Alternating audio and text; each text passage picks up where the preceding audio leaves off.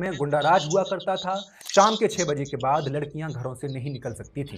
फिर ऐसी सरकार बनी जो गुंडों के एनकाउंटर करने के नाम पर अपने राजनीतिक दुश्मनों को खत्म करती रही और नाम दिया गया कि गुंडाराज खत्म किया जा रहा है। लेकिन सच यह है कि भाजपा की सरकार में आज गुंडाराज अपने चरम पर पहुंच चुका है। योगी आदित्यनाथ ये कहते हैं, राह चलती हुई किसी बेटी के साथ अगर किसी ने छेड़छाड़ करके उसकी सुरक्षा में सेंध लगाने का कार्य करे किया तो अगले चौराहे पर उस ओहदे का इंतजार यमराज कर रहा होगा। लेकिन महिलाओं के खिलाफ क्राइम्स में यूपी सबसे अव्वल आता है। सरकारी रिपोर्ट खुद ये कह रही है। हाथरस में एक बच्ची के साथ जो हुआ उसे कौन भूल सकता है। एनसीआरबी के आंकड़े तो सरकारी होते हैं ना। क्राइम के मामलों में यूपी क्यों अव्वल आया है? क्या एनसीआरबी रिपोर्ट भी सोरोस के पैसे से बनाई जाती है? जिस प्रेस फ्रीडम इंडेक्स की इस पत्रकार ने बात की, उसकी फंडिंग भी जॉर्ज सोरोस के इसी एनजीओ से आती है। जब सत्ता में अनपढ़ लोग और मीडिया में चाटुकार बैठे हों तो राष्ट्र में क्राइम बढ़ता है, डॉलर का दाम भी बढ़ता है, बेरोजगारी बढ़ती है, महंगाई बढ़ती है और धर्म के नाम पर लड़ने वालों की जमात भी बढ़ती है।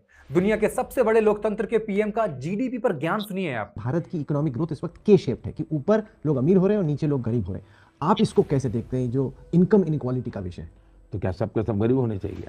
अमीर ज्यादा होने चाहिए, सबके सब गरीब होने चाहिए। एक तो एक उपाय ये है कि भाई कोई डिफरेंस ही नहीं रहेगा, बिल्कुल सब तो माने भाई। आपको लगता है इस तरह से देश का भला हो पाएगा? The single most important factor to control inflation is to gain mastery over India's fiscal system. That we must curb both the monetized deficit as well as the fiscal deficit. इस अंतर को महसूस कीजिए। आज जीडीपी मुंह के बल गिर रही है, मंदी आ चुकी है। अगर आप नहीं अंदाजा लगा पा रहे तो इस वीडियो को देखिए और जानिए कि जब सत्ता गलत हाथों में सौंपी जाती है तो देश की हालत किस तरीके से बदलती है।